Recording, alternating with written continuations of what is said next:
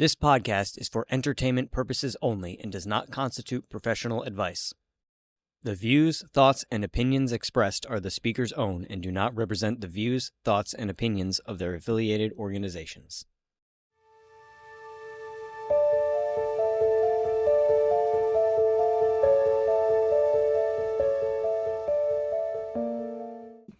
Hey, everybody. Welcome back to Ready to Connect podcast. I'm Heather. I'm Lisa. And I'm Ryan. And get ready to strap in. We're going to touch base with Missouri, Iowa, and Idaho. No, you were right the first time. It was I Iowa. was right the first time. And what are you doing, Lisa? Illinois. All right. Well, today we're going to touch in with some rich tapestry of eerie-filled stories, and we're going to talk about the tragic histories and whispered legends that are all around the United States. So I'm going to jump in right with Missouri. And Haunted Missouri was quite interesting. There were so many places. It's really hard to go state to state and narrow down like which ones are the dynamic campfire lore, and it's really hard to kind of pinpoint which taboo story you want to use and which legend, and of course the ghostly women. But out of the 9 that I found down there in Missouri, which I have never been to Missouri, have any of you? No. I have. I've been to St. Louis. Yeah. Okay. So I was looking all around, looking up Missouri, and Missouri's full of history of a blended kind of settlement energy, Civil War energy. There's a lot of like history around Missouri where it's all based around like war slaughter, which is unfortunate. Obviously, there's a huge indigenous pathway that is all seeded throughout Missouri, and plenty of hauntings, plenty of tragic tales of death and grief, and just simply eerie structures. And of course, every state that we're looking at does seem to have that former prisons that are haunted, and mansions and cemeteries and whatnot. And Missouri is no different. One of the notable haunted locations I was looking at was actually in St. Louis, Lisa. It's the Lemp Mansion. And it was built in 1869. And it was known that the Lemp brewing family was very wealthy during the 1800s. And it is said that multiple members of this family took their own lives because of the fortune of the family collapsing. And so because of this, in the early 1900s, coming out of the 1800s, the mansion saw at least 3 to 4 confirmed suicides from different generations of the family. Plus, there's just this tragic lore. And I felt so bad because this story comes with something that always really kind of punches my gut. And that is the hidden child in the attic.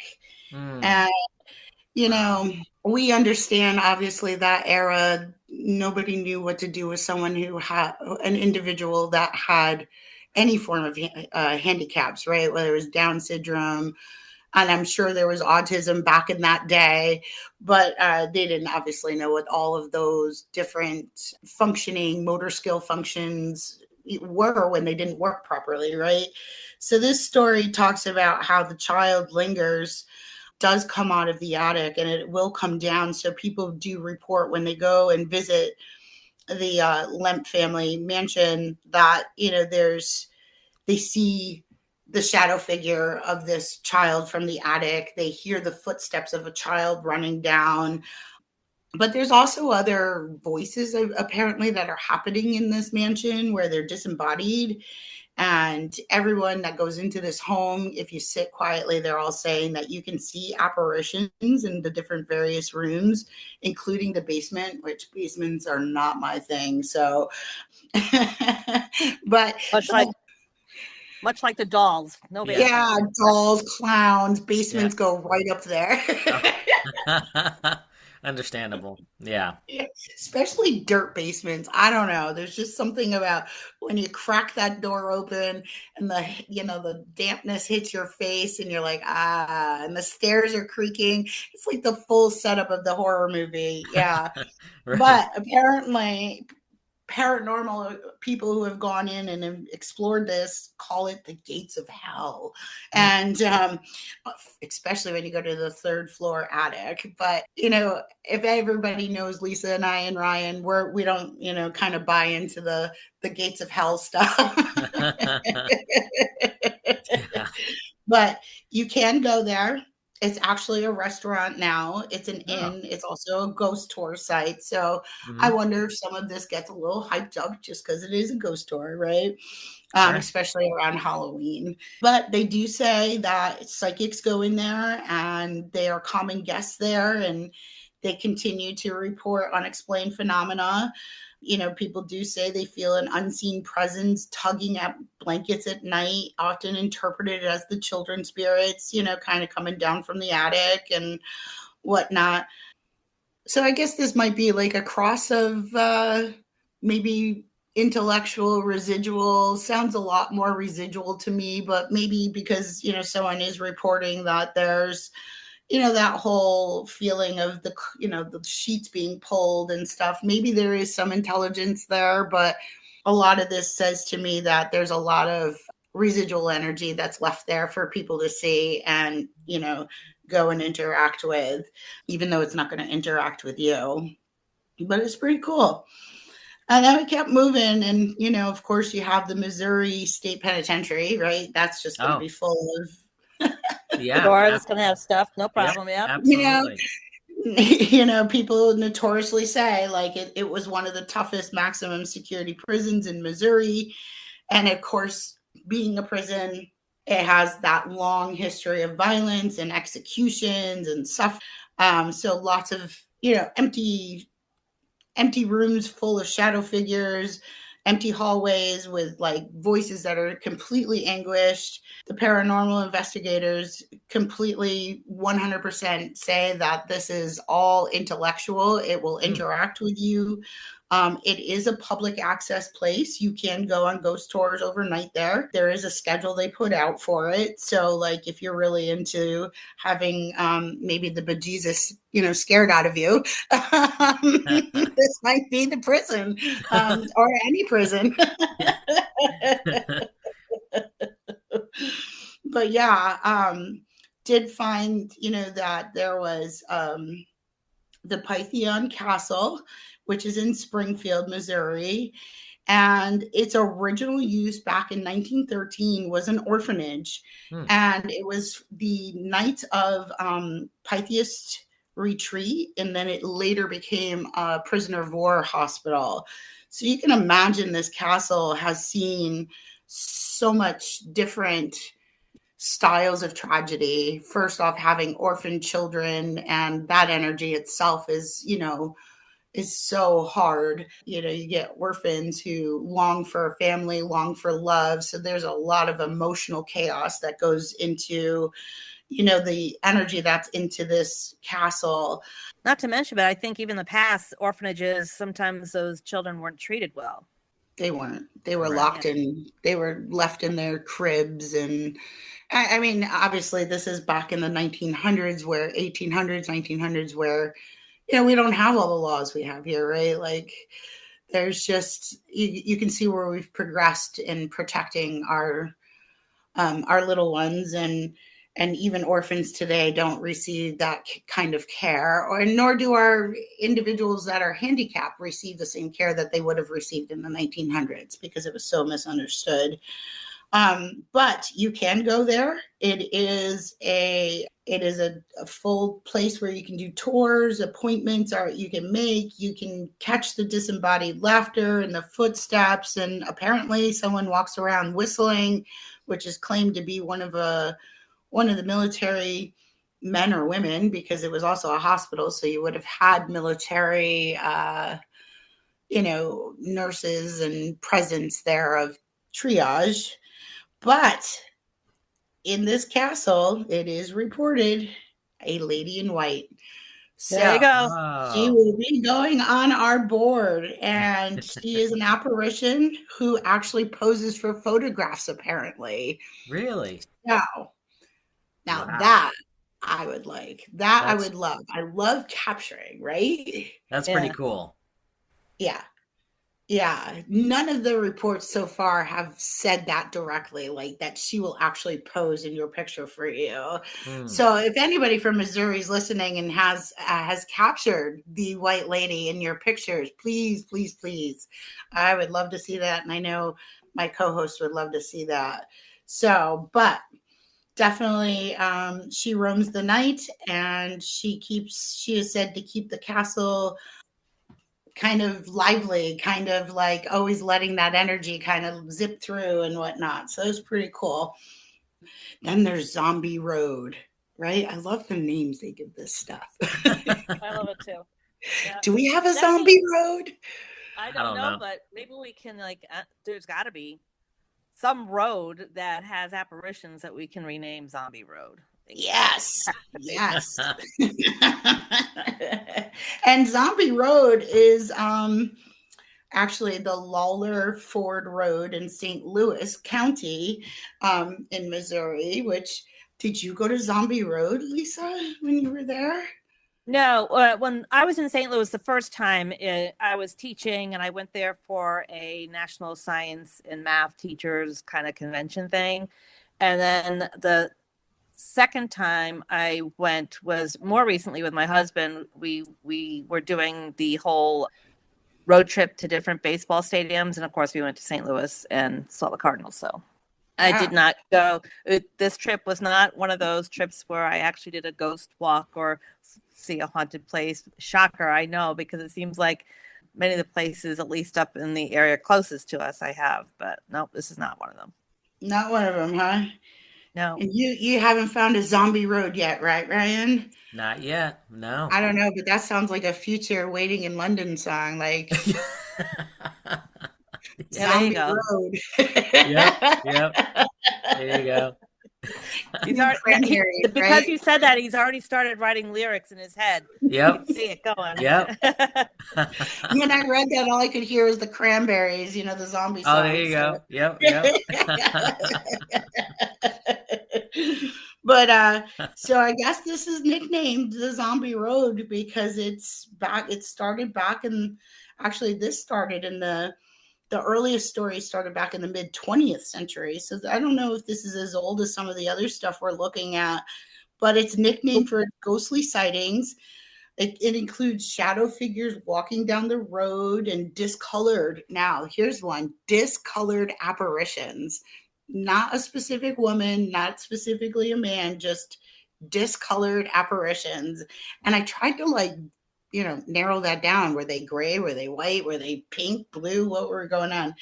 Fortunately, I wasn't able to find an actual, what the quote, quote, discolored apparitions is, but apparently they Like all look. dirty or something?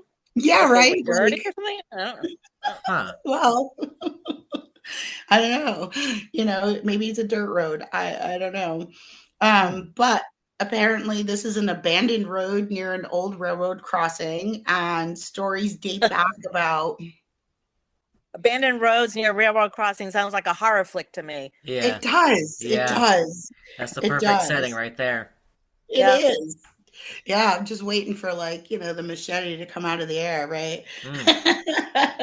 But I would think some of this lore is attached to like the local trains, and spirits walking among the woods at night is another recall that is going on here at the Zombie Road. And it's an actual road apparently, but it is closed to cars after dark because of safety concerns, obviously. And so all the reports I read about Zombie Road just say, you exercise your caution if you're going to go explore this. There was so many to choose from. It was really hard to kind of nail it down. But the one last one I'll talk about is Vale Mansion. And Vale Mansion is one of the places that got spoken about heavily when you're doing research for Missouri. So Vale Mansion is kind of said that Vale is an actual person. Her name was Sophia Vale, and she is the ghostly woman that haunts the halls of this mansion.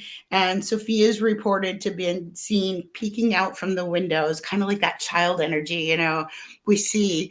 I love when we drive around to like historical sites and you can always see like, people peeking out the windows. Do you guys do that? Do you drive around and when you get to like the older parts of towns, do you look up in the windows to see if you can see anyone? Or am I the only one?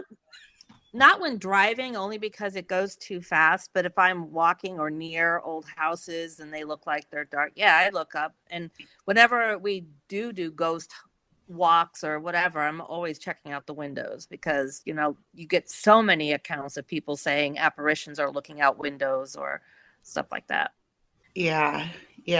When I drive by old houses and whatnot, I just enjoy just what it looks like. Like I'm rarely looking at the windows, but now that you're mentioning this, I'm gonna have to look at the windows. I have to look at the windows. Yeah. Yeah, I'm with you, Ryan, too. When we do historical, when we look at historical buildings, the craftsmanship that is so rich, right? Mm-hmm. And the detail orientated, right down to like just the statues on the house or the beams on the house. Like architecture is definitely not built that way in this day and age. And so there's an art there and it feels almost like some of that art is getting lost, right? Because we don't put that kind of stuff into our homes anymore. Yeah. And actually in Rockville, up where your recording studio is and stuff, the homes that are around up there, some of those older homes are just really kind of neat, the architecture. Usually I'm driving and my eyesight's so bad to sit and focus, I'd probably get in an accident. But oh no, let's not do that. I'll drive you. I do. Yeah, I do appreciate looking at the buildings and the homes for sure, but to focus on a window, not going to happen when I'm driving. Definitely. Yeah. Well, Sophia said that she loved her Victorian era clothing. Whoop, whoop. So she has said that she lurks around the mansion wearing classical black Victorian era clothing, and she is said to be not just residuals. She will appear in full attire. She's not taking pictures with you, but she is sighted, and she does seem to have kind of a reverence for like the public. So she likes to be around the storytellers. She likes to be around the people who come into the mansion to tour, and she likes to interact with them. So yeah, I definitely would like to see that or get a picture of that. Obviously I always find that very fascinating when we can document and give them their story back, right? Give back that apparition their tragedy and let someone hear that tragedy so it can heal. But yeah, there was a lot of, tapestry that kind of wove all throughout Missouri. And there were several other places that, obviously incorporated the folklore, the paranormal, but the tragedies, the real tragedies of the Native history there, the tragedies of the war-torn kind of ground that was soaked in blood there. But definitely not on the first of my road trip list, but definitely if we have to drive through there, would definitely love to check out some of the rich history of haunted Missouri. So with that being said, if anybody out there listening has pictures or a book they can recommend, we would love to hear from you. And I'm going to pass the baton on over to you, Ryan. What'd you do? Well, I did Iowa, but first, I'm curious. We're talking about, spirits posing for photos and everything. I wonder if Gregory, the spirit in our studio, would be interested in, taking a photo. Perhaps we didn't ask him, so we might have to ask permission. Right. Yeah. Right. Well, when it's not 30 degrees in your office, we will meet there. Yes. Yep. Or when the road is covered in ice. That too. Yeah. You hear about the accidents this morning because of the roads covered in ice? Unbelievable. Yeah.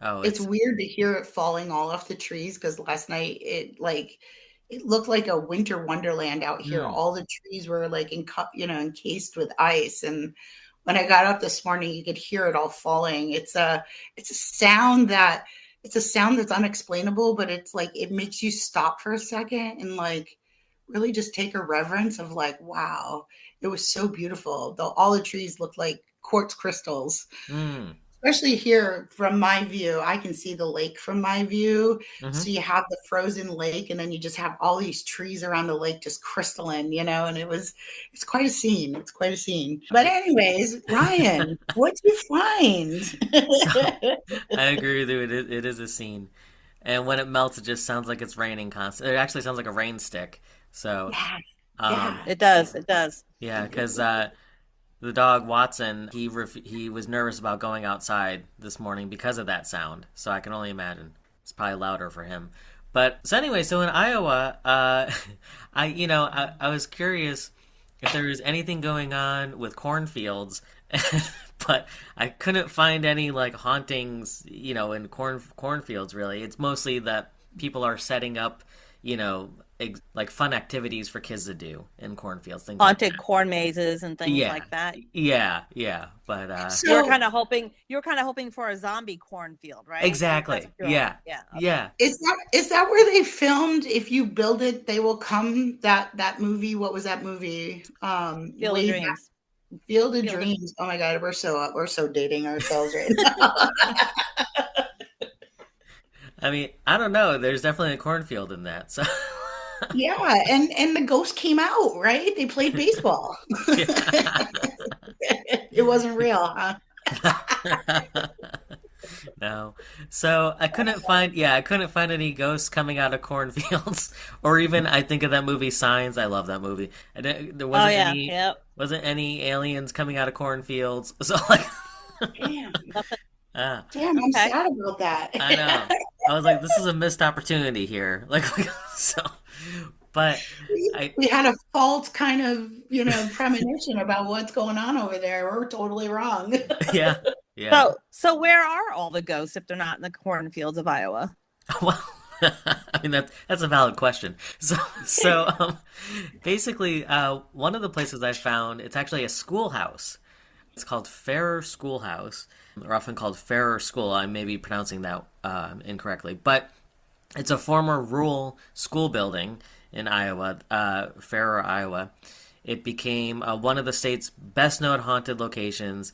It was built in the 1920s, operated for 80 years before finally closing in 2001, 2002. Basically, it was constructed on farmland, so there's that. So, um, Okay. yeah. Okay.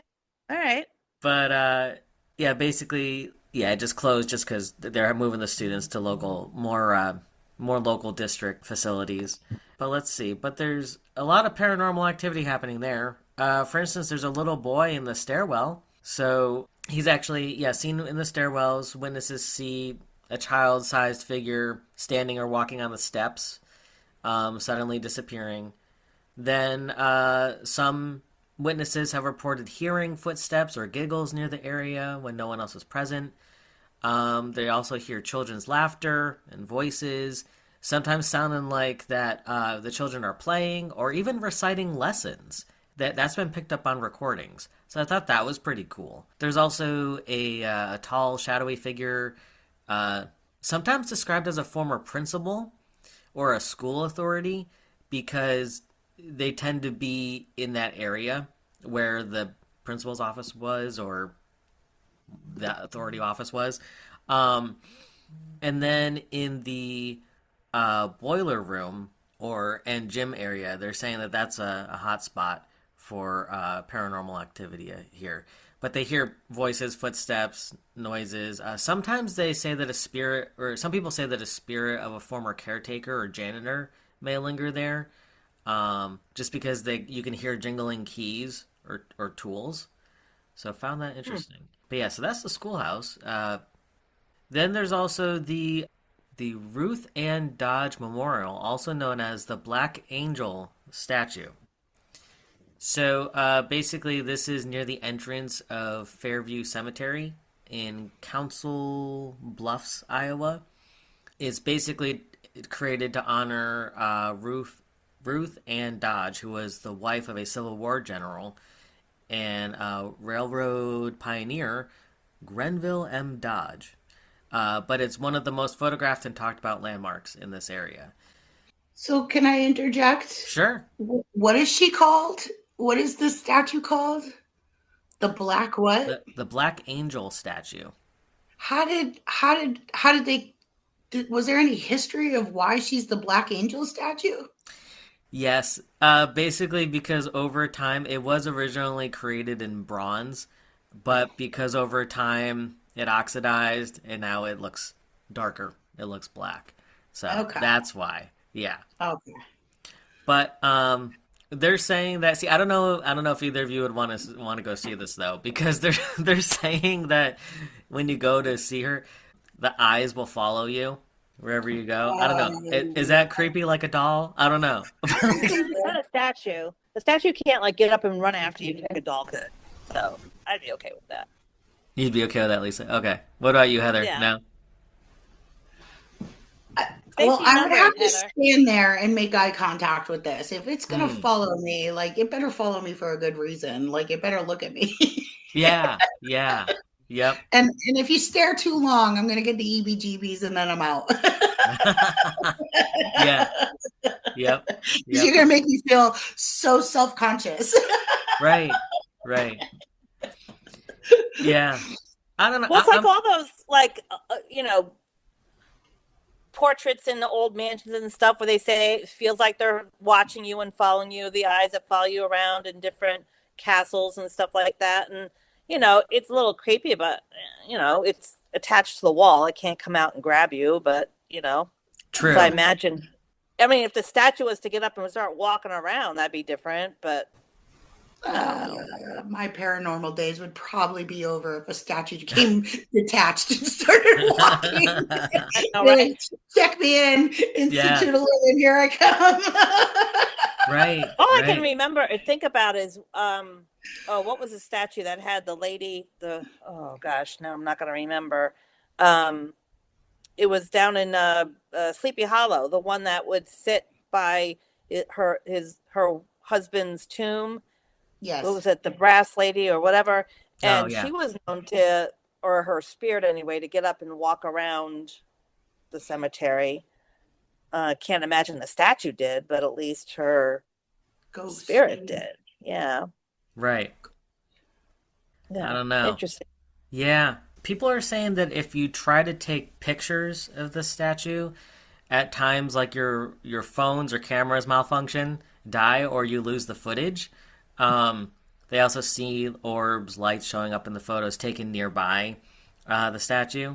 So I found that interesting. But then also they say, if you go there at night, now they're saying that the statue moves or flies around the cemetery, or her eyes glow red or seem more intense. Now we're different. You didn't say that before. Now we're out.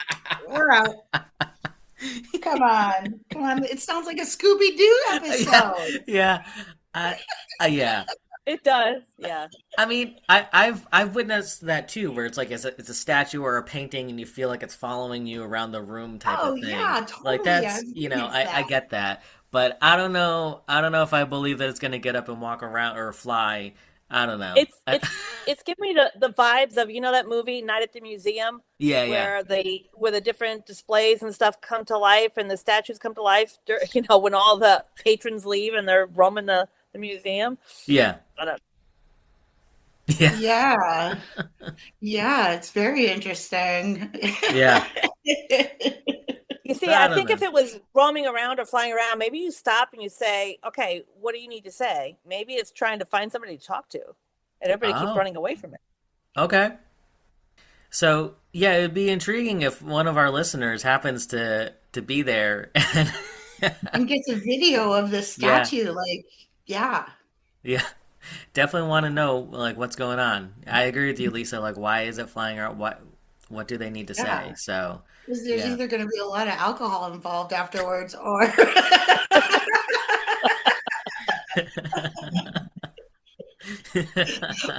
or me getting on a plane as fast as possible. Yeah. Yep. Just like in Missouri, right? I don't know. She wants to pose with me. That's great, but let me see you before you pose with me because I'm going to turn around and be like, what the? Yeah, yeah, exactly.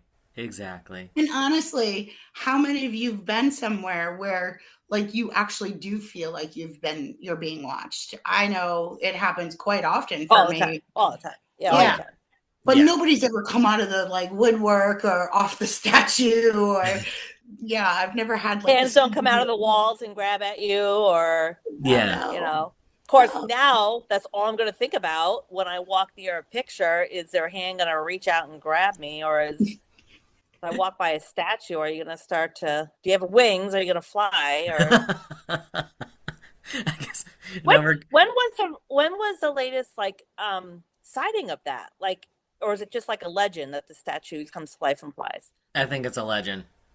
Yeah. Okay, so the probability of it actually being reality, Hmm. is probably, if it's not a recent sighting, or at least in the 1980s, 90s, or something like that. Yeah. You know, yeah, but who are we to say it's not happening, right? It could right. be someone could have had this It. experience. We don't know them. This is a totally different state that I've never been to. I don't know about you, Lisa and Ryan. Nope. No, No. never had a reason to come and visit there. Exactly. Yeah. Yeah. Now we do. Yeah. Now we do. Yep. Now we do. Yeah, because like, yeah. If I gotta get practice with the ghost coming with the statues, we gotta get busy. Yeah. Yeah. Exactly. Exactly. That's a But whole different level of what we do. yeah. Yeah. I Very know. cool. So what else did you find, Yeah. Ryan? Well, the last thing that I found here was the Franklin Hotel. It's in Strawberry Point, Iowa. So I was like, okay, this seems like a friendly hotel, like friendly That seems place. like a lovely town to visit. Yeah, Strawberry Point sounds like a Hallmark movie town. yeah, exactly, exactly. Yep. I'd go there. It was built in 1902, opened in 1903. It's a Victorian era hotel operating for well over a century. And let's see. So, yeah, it was originally constructed to serve travelers arriving by railroad and then highway. And it has like all the antique furnishings, grand staircases. Like it sounds like a really nice place. I think we all would enjoy it just by walking in there. Uh, but but they also have some spirits that reside in there. So there is this spirit named Lily, who is also known as the Woman in Lavender, and I don't Ooh. think we've had that. Hey, we I got don't. a Yeah, purple. Yay. yeah. So The she's things that make actually. us happy right now. It's like, what color? What color? I know. Yeah, I know. When I saw that, I was like, oh, I got to do that. I got to do this. All right. So Gotta do it. so she's the most frequently mentioned spirit in this in the Franklin Hotel. Often described as wearing a lavender or old fashioned dress, and it kind of looks like the styles of 1920s, which makes sense. She's mostly seen walking in the halls or staircase late at night. Let's see, yeah. So The they 1920s, yeah that would 1920s. be like the whole frapper, right, Mm-hmm. era where Mm-hmm. Yep, everything yep. kind of had the fringe and the headbands, and Mm-hmm. it was a little more risque than the Edwardian period. That's cool. I could envision that. I could envision that with the big gloves up to the armpits. Oh Yeah, yeah. yeah. Elegant, elegant. Right, right. They've seen her like in the lobby or wandering through the hallways. She's often sighted in room number 7. So that's when objects move on their own, TV switches on and off. It just feels like that she's there. But yeah, visitors are wondering, doing research as to who she was. They said, she may have lived there, worked at the hotel, but she clearly has a connection to it. Another spirit there, his name is Leo, and he's called the bell ringing spirit. So male spirit named Leo. He's linked to someone who has worked there, and he's usually around in the laundry or service area. And then many guests and workers claim that they hear the old hotel's old bell system ring on its own at night, which was used, before telephones, used to signal rooms for services. And basically, no one's there to ring it, but they think that Leo is the one ringing the bell, and he's just like a friendly presence, just wanting to answer guests' requests and questions, I suppose. So, As long as he's not ringing that bell at like 3 o'clock in the morning, yeah, like yeah, yeah, you can hit that bell, you can hit that bell 9 to 5, but after that, like yeah, exactly.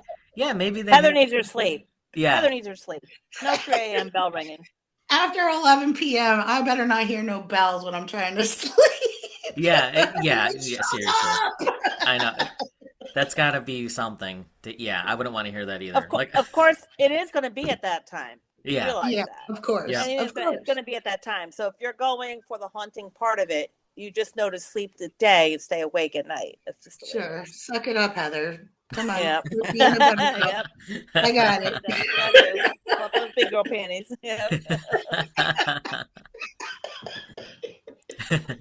But All right. So we got some bell ringing going on. got some bell ringing. Yeah, I know, Heather. Now I'm starting to think. I don't know if this is a good place for us to go to because we'll just be hearing a bunch of No, stuff. because But if he's ringing bells at 3 a.m., he better bring me a cup of coffee because Yeah. I'm not even human. yeah, exactly. Yep. This is where being not very clairaudient is beautiful. Yeah. I'm just going to get the feels and get the nose, and I don't necessarily have to hear the bell ringing. Yeah, and then that's there's true. me and Ryan who are just like, stop already. The bell would be like across the hotel. We'd be hearing it and be like, really? Like, Yeah. like you're Really? doing this? Really? Knocking on Ryan's hotel room. Do you hear that shit? Yeah. But the place does seem pretty cool. They see other figures in old-fashioned clothing from that time period walking through the hallways, standing briefly in doorways. But also, I think this is the coolest part. A few guests have reported hearing an antique piano playing by itself in the hotel's dining area. I was like, this sounds That's very awesome. similar to one I'm going to be reporting on. It Okay. sounds very similar, with Okay. music and stuff.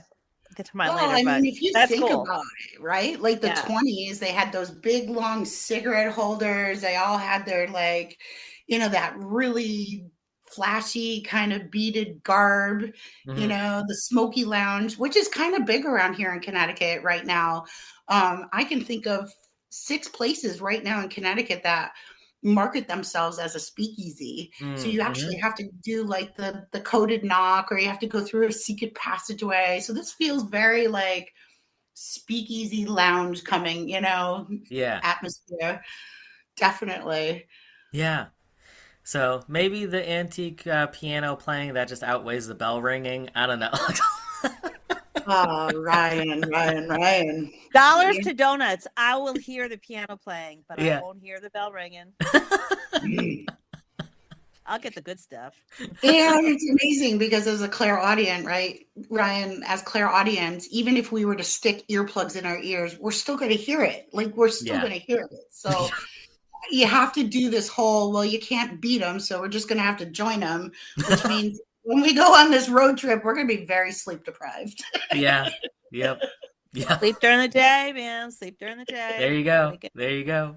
But yeah, that's what I found in Iowa. So if any of our listeners have been to any of these places or witnessed anything, it'd be fantastic to hear about it.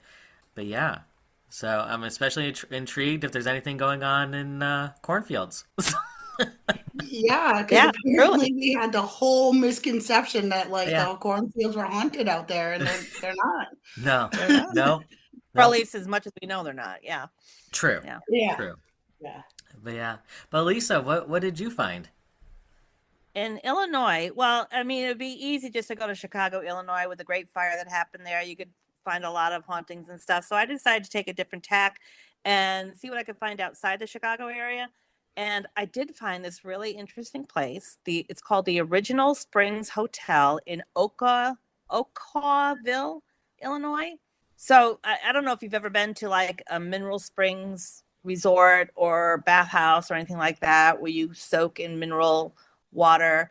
I happened to do one of those out in Saratoga Springs, New York, and it was absolutely lovely. But let me tell you the little history of this hotel. As it goes, in 1868, there was a tinsmith named Rudolph Pledge, I think.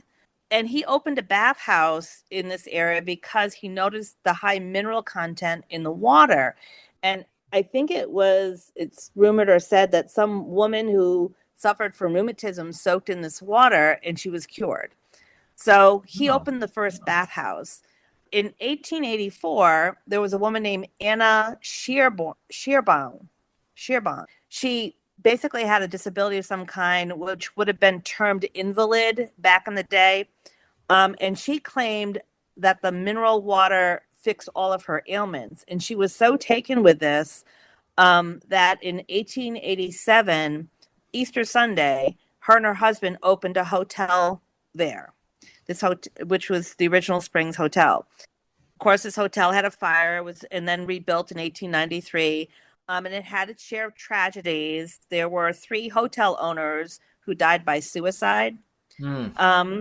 The first being Ben, who was the son of Anna. And when Anna and her husband passed, of course, this hotel was inherited by their son, Ben, who suffered heartbreak and is said to have committed suicide because of the heartbreak. The second owner that committed suicide, his name was Conrad Pabin, I think. And he took over the hotel in 1920. And that's when Great Depression got really worse for the area, for the hotel, everything. And so mental illness took hold of him, and it is said that he took his life because of that. Wow. And then the third owner, his name was Tom Rogers, and it is said that he enjoyed the hotel so much that it became an obsession of his. Really? Not only did he own it, but he was obsessed, and he would walk the halls all day, basically to the extent of ruining some of the guests' experiences there because, I guess, of his constant presence. I don't know. Wow. That's now, interesting. interesting enough, yeah, right? I mean, we all love our business and stuff, but to be obsessed to the point where maybe he was just into everybody's space, I don't know. Yeah. Interesting enough, he was found dead in room 350. And there was no explanation, no struggle. He had no struggle with depression that was least documented. And so they just wrote his death off as suicide. But the way you say that, yeah, you think that maybe there was more than natural causes at play there? I have no idea. There was nothing that I found in my research to indicate anything, just that he was found dead. My guess is maybe he just died.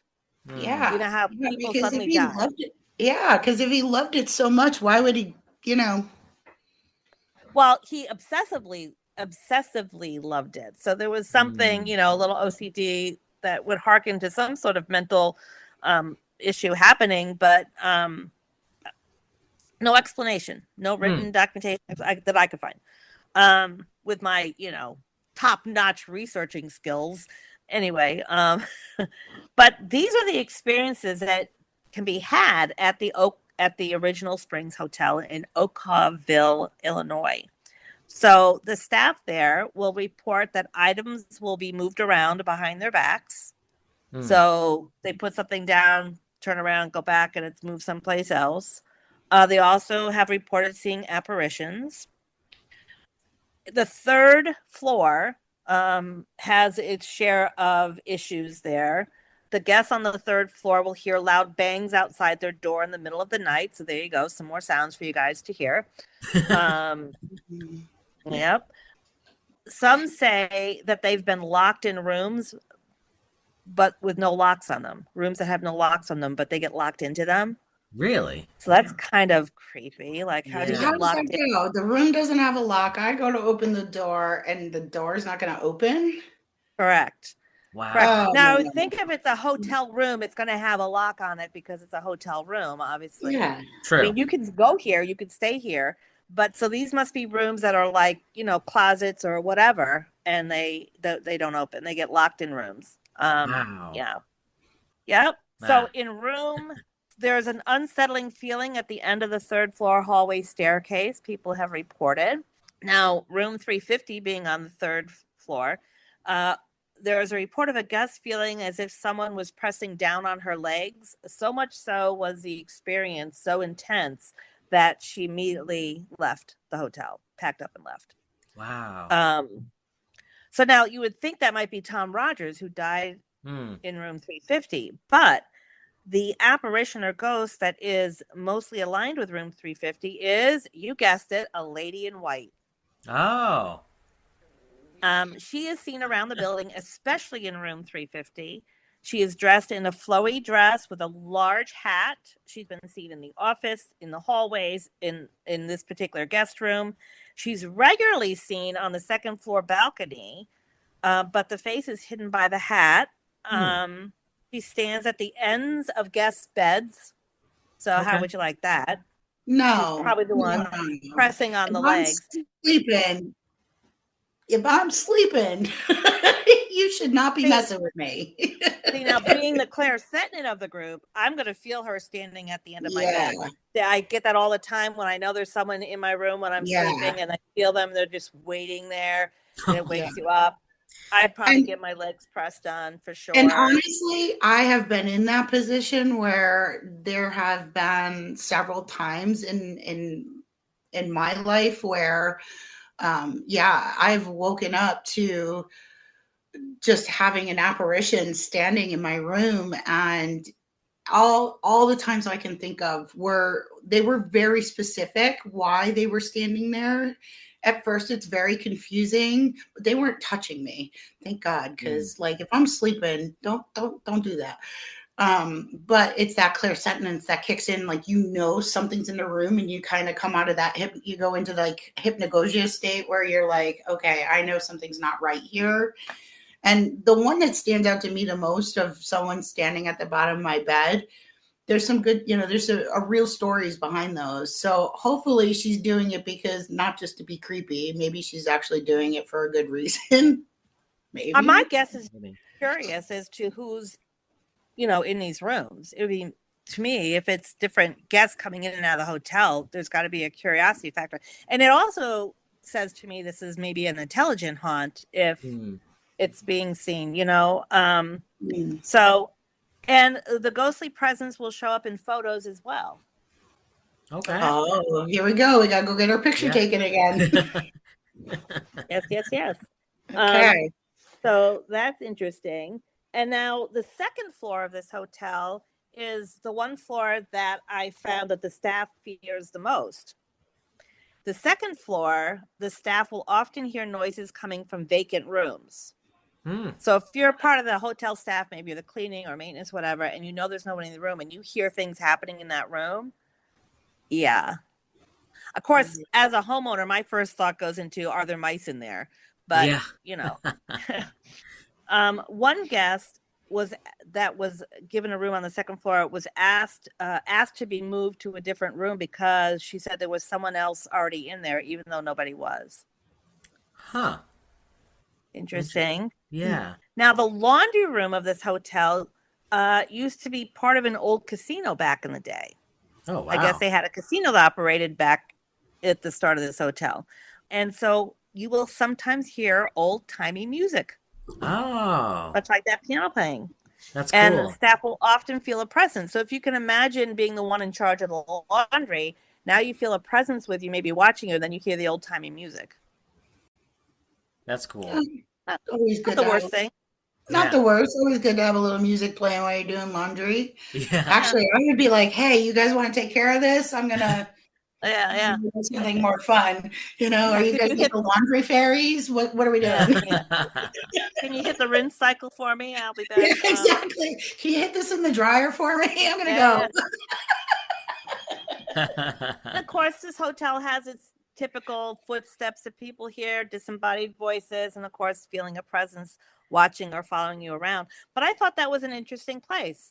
You could still go there. The hotel has has a pool right where the original mineral, bath pool was, so you can go there and soak in the mineral water. So I think that wouldn't be a bad stop along the way. Get the healing effects of mineral soak, which is amazing. If you've never done it, I highly recommend. It's not the prettiest water because of the high content of mineral. It looks like you're in rust water, but it does feel amazing. And you float. Float, man. Right. We have that here in Connecticut, right? We have We have Gay City State Park in Hebron, Bolton, Connecticut area. That lake is orange all year round, and it has high copper. It has high density minerals in it, and you'll go in there. So make sure you're not wearing a white bathing suit because you'll come out orange. But yeah, there is something to be said. Ryan, have you ever been to a mineral springs? No, I haven't been to one. Oh yeah. So not just Gay City, but up in Maine, you can go to the Tourmaline Hmm. springs.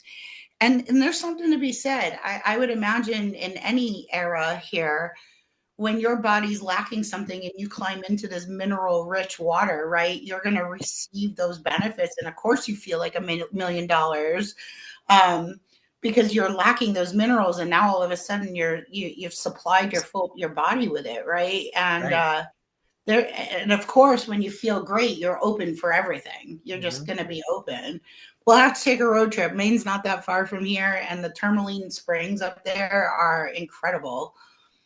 Yeah, the Saratoga Springs are amazing too. I'm going to tell you, Yeah. that was one of the best things. I actually walked out with some of the mineral salts to just duplicate that in my own bathtub. So, yeah. All right, moving on. There is just a real quick, I just need to mention it, and you'll know in a minute why. In Carbondale, Illinois, I believe, Southern Illinois, there was once a post office, but right now it's called the BPL Plasma place. I guess it's for blood draw and whatever. In Carbondale, Southern Illinois, you will find a woman dressed in white. Oh. Yeah, the lady in white has been spotted floating in the lobby of this building. She's actually captured in photos standing behind employees. Hmm. It's Well, it's very common for doors to open and close on their own in this building, and there's a massive chandelier that will swing on its own. So it's one thing to have like a small light that might catch some air currents, but a massive chandelier. And Hmm. then one reporting of a night janitor who claimed he was locked in a closet. No one Hmm. else in the building, just him, and he was locked in a closet. So, yeah, that sort of like that, what was that? The bathroom of non-believers, where you get locked in the bathroom of non-believers. Yeah. For that, yeah. All right. Closer to Chicago, or actually in one of the suburbs of Chicago, is the Bachelor's Grave Cemetery in Midlothian, Illinois. This cemetery was established in 1847, and it's actually an abandoned burial ground. There's only 82 people buried there, so it's pretty small. It fell to vandalism. There's been occult rituals that have happened there, and apparently it's a site for mob body dumps.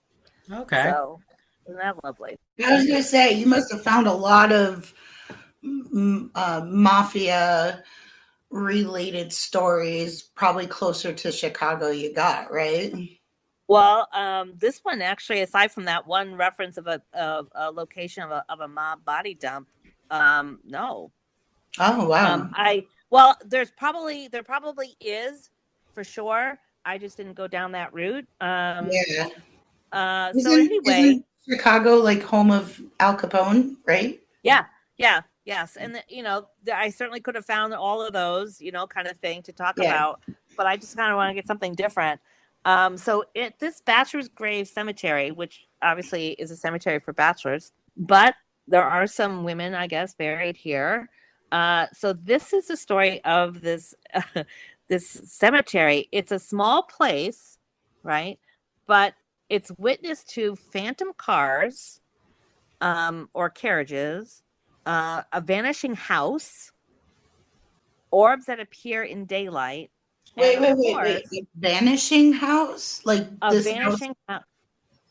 A vanishing just house. appears. Yeah, and disappears. I'll tell you all about it. Wow. And of course, of all of that, it has a white lady. Okay. White lady, yeah. She is said to have been buried next to her young baby, and she has been reported being seen wandering the cemetery carrying a child. She was first captured in a photo in 1979, and in 1991, There's an infrared photo that was taken by the Oak Lawn Ghost Research Society of this white lady. Yeah. So the Phantom Farmhouse, let me tell you a little bit about the Phantom Farmhouse on this area. It is a one-story Victorian home. It's white.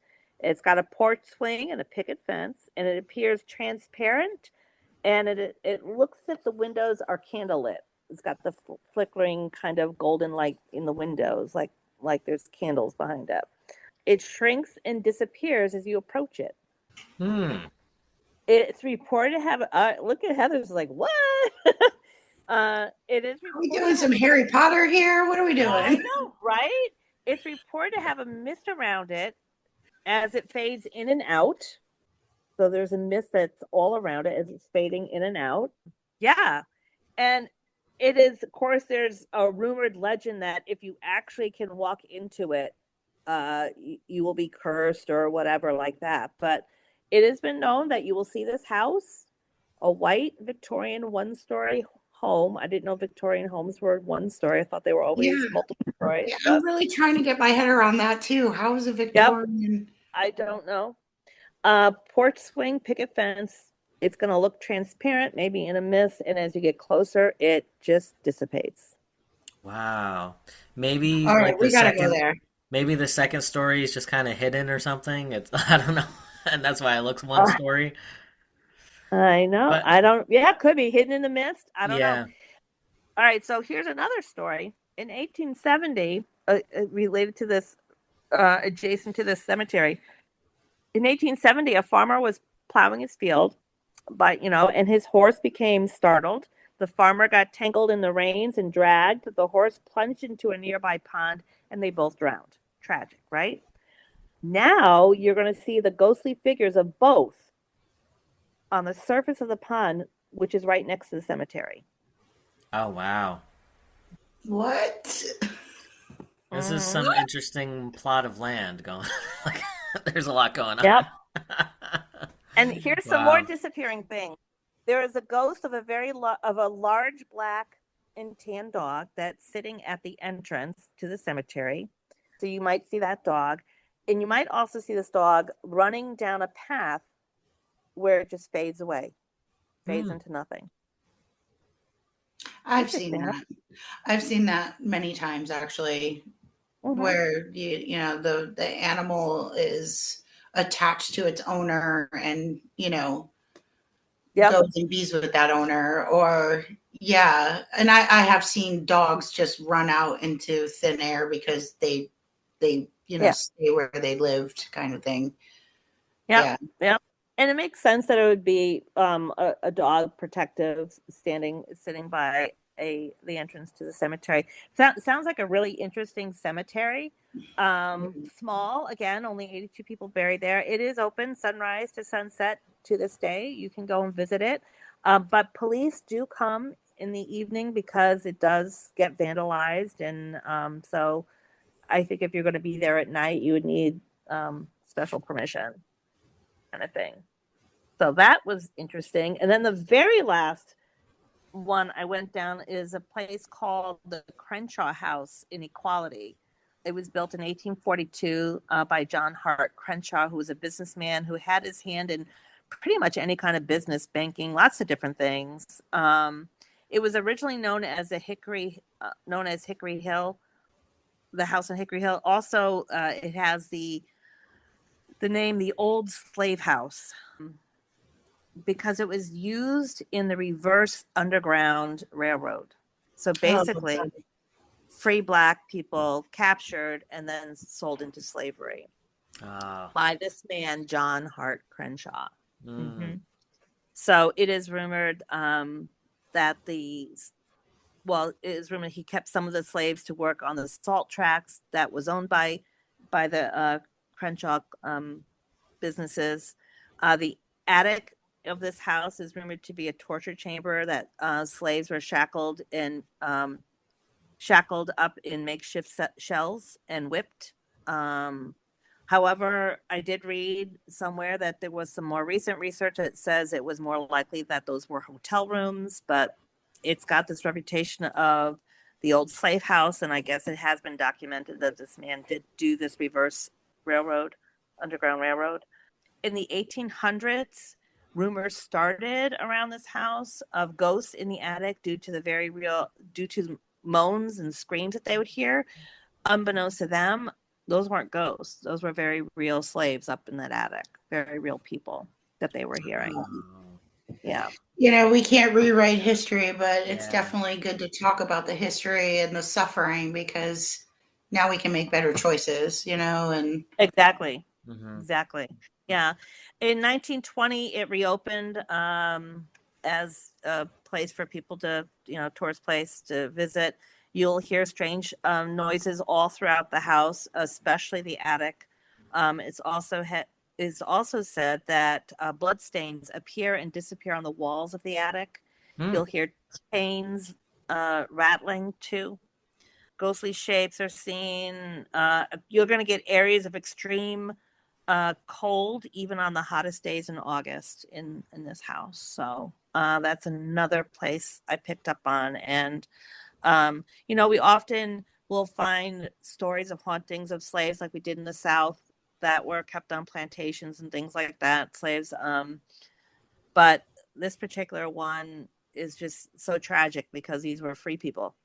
Well, they were all free people before they were slaves, correct? So, right.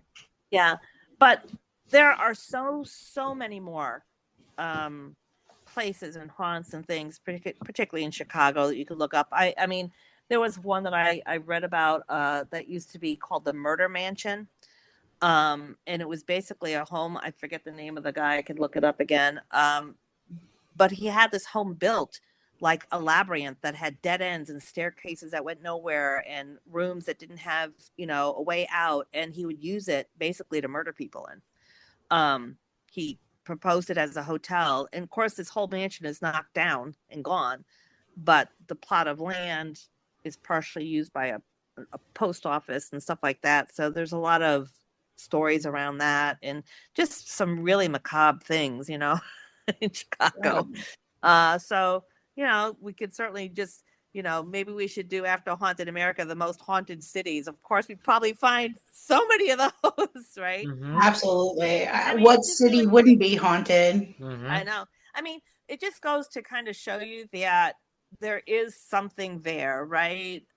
With so many stories that are very similar. The music playing, the presence that you feel, people at the end of your bed, or whatever they are, these different places. How many different ladies in white, kind of thing.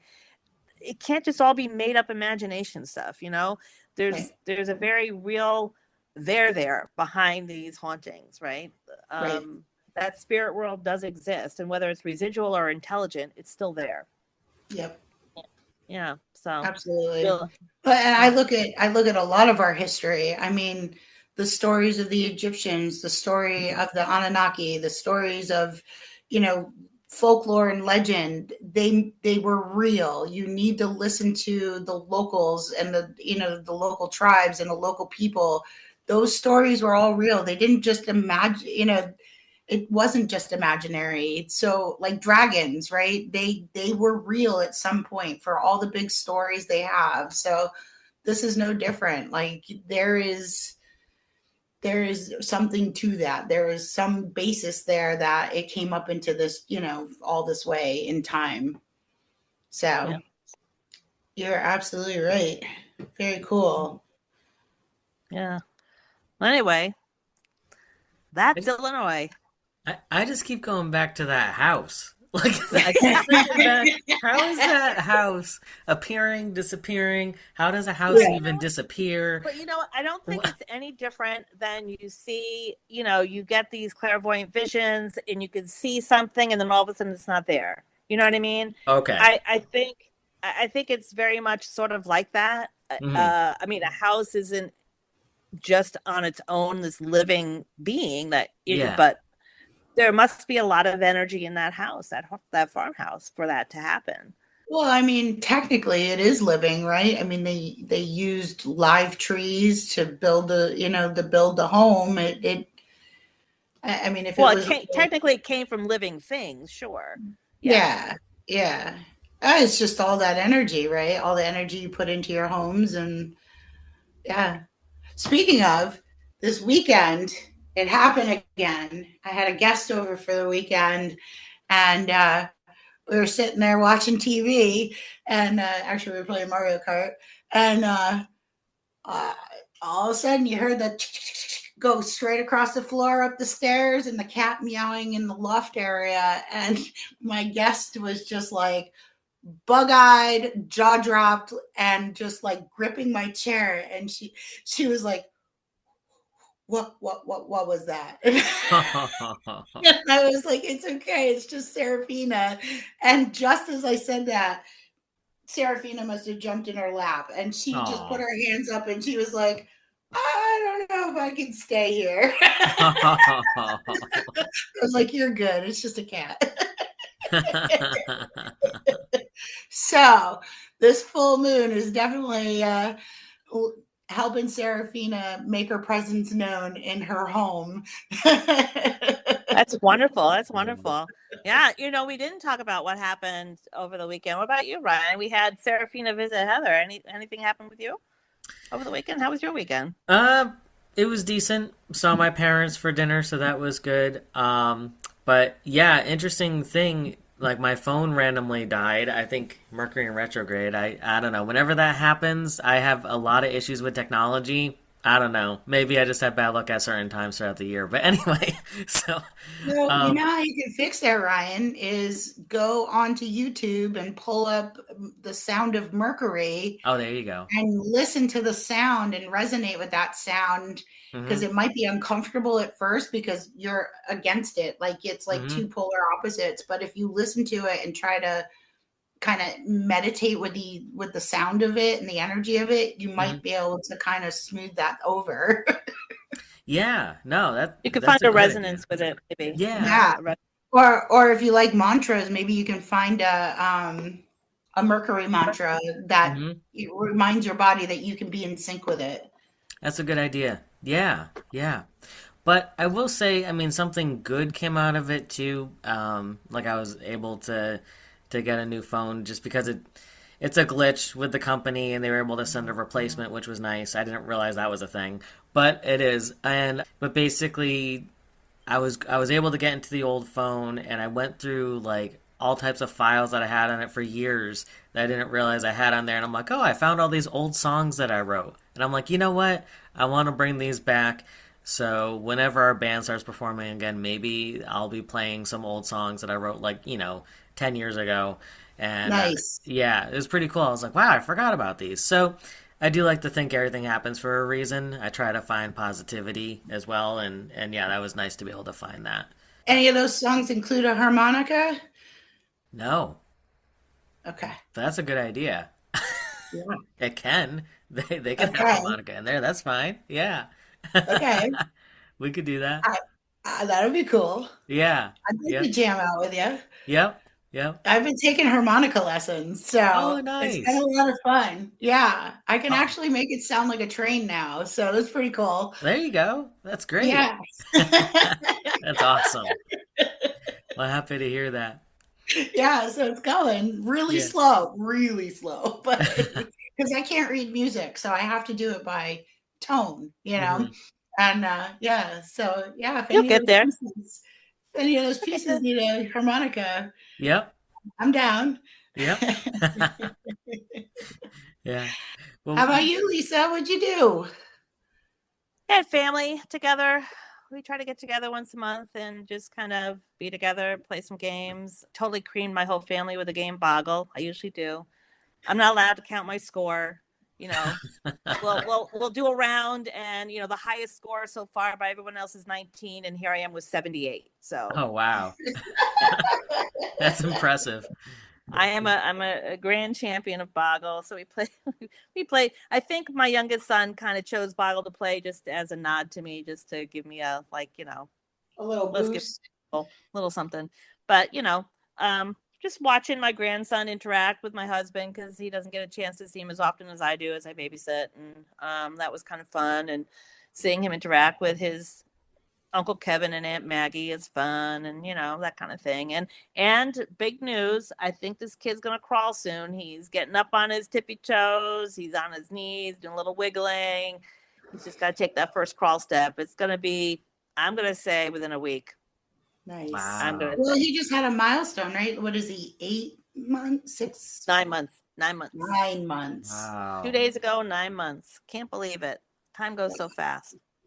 Yeah. All right. So, are you ready? I found a Mercury in retrograde affirmation. Oh, okay. Are you ready? Sure. Thinking you don't have a choice is a choice. Yes. Ah. Say it again. Thinking you don't have a choice is a choice. So I guess, choose wisely. That's right. Choose wisely. Yeah. You Sometimes can we dwell do. in the We darkness feel or we dwell have- in the light. Yeah. Sometimes we feel like there's just nothing we can do. But really, when you think there's nothing you can do, then that's your choice. You have nothing to do. Mm-hmm. You were faced with a phone that went crap and you could have just thrown up your hands, but you found a workaround because you certainly were able to get in touch with us Yeah. without Yep. your phone. So, Yep. it Yep. worked. Nice. Like it. All right. Well, until next time, everybody, stay ready to connect. And we look forward to our next episode with you. We'll continue to move on, right, Lisa? We're moving on up or moving on down. What are we doing? Which way are we going across the United States at this point? I do East, believe we west. might still be in the Midwest or going across the Northwest maybe to come back down. We'll see. Well, actually, we will have to backtrack a little bit to hear a little bit more about Tennessee since you're heading down there and seeing what you can find when you're visiting with family. Absolutely. I had a great conversation with a few people down there, and I have been alerted to some really great spots that are within driving range of where we're staying in Tennessee. So praying, because right now it says it's going to rain every day that we're there, but praying that we get some maybe moments of time where I can sneak out and go do some videoing and recording for what I'm going to bring back. Yeah. Yeah. Awesome. All right. Well, we're definitely looking forward to it. Yeah. So until All right. then, we stand ready to connect.